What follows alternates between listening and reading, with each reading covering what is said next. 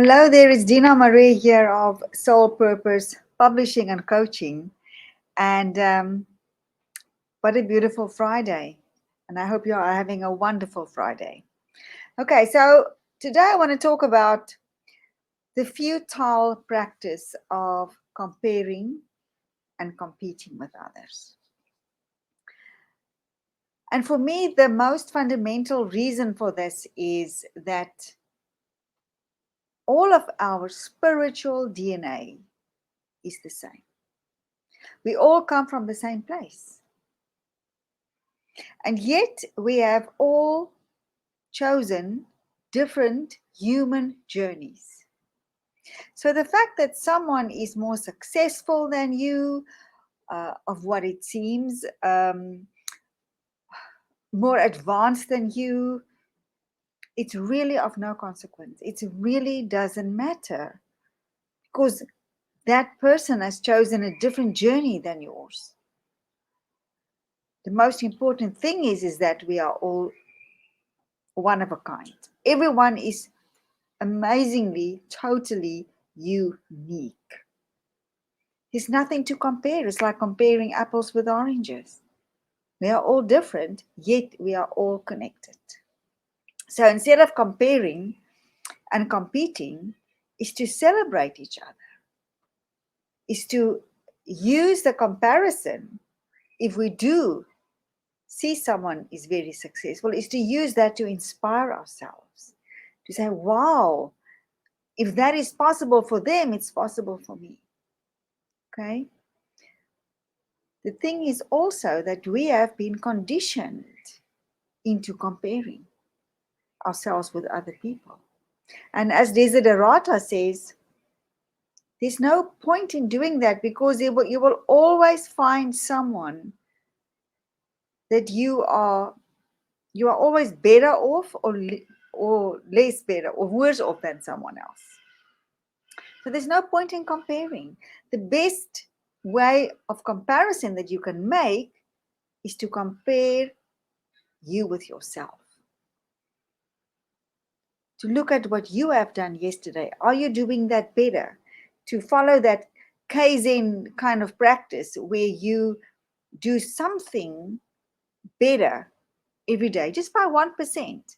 So whether that is to become more self-aware, less reacting to something, but the triggers in life, but more neutral to it. In other words, to be more in charge of your emotions and your thought processes and how you see yourself, to be 1% better than that, that is a worthy comparison to make. Because competing and comparing come from a scarcity mindset. We have been conditioned into thinking that we are all separate and that there's a scarcity of everything. And therefore we have to rush and compete, and it's survival of the fittest. And can you see the language? It's all about surviving. We are not here to survive, we are here to thrive. But we have been conditioned into only noticing where we are inadequate or seemingly inadequate, where we are less than others, where we feel we are not good enough. So it's to overcome that, to say it doesn't apply.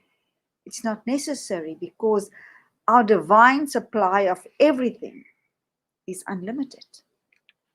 There's only a perceived appearance of scarcity. And that scarcity originates in our minds, to believe that we are deprived, that we are not good enough to deserve, we are not good enough to receive. So it starts with us. So the best thing to do is to compete with ourselves in terms of practicing feeling better every day, practicing being kind to ourselves, practicing self-talk, grand self-talk, loving yourself, being your best cheerleader, being your best friend. taking care of yourself, nurturing your well being. In doing that, you are raising your vibration. Kindness to yourself is as important to kindness to anyone else. It starts with you. And if you are of the practice of really being grateful for being alive, grateful for everything around you that you have already, being able to watch this video, you are so privileged. So, our gratitude is a catalyst that actually makes comparing and competing totally irrelevant. Isn't that wonderful? That we don't need to do that. We don't need to compete or compare because there's enough, number one. Number two, we are all worthy. Number three, we all come from the same place. Number four, we have all chosen different journeys so that we can all learn some lessons of what we are here to do, fulfilling our own unique soul contracts. And we are all connected. We are all one. So there's no need to compete or compare. Yes, let's celebrate each other. Let us know that if one person really succeeds, we can celebrate them. Okay, there the noise starts, so it's a cue for me to stop talking. I hope you have a wonderful Friday and a wonderful weekend, and I'll chat to you next week. Bye for now.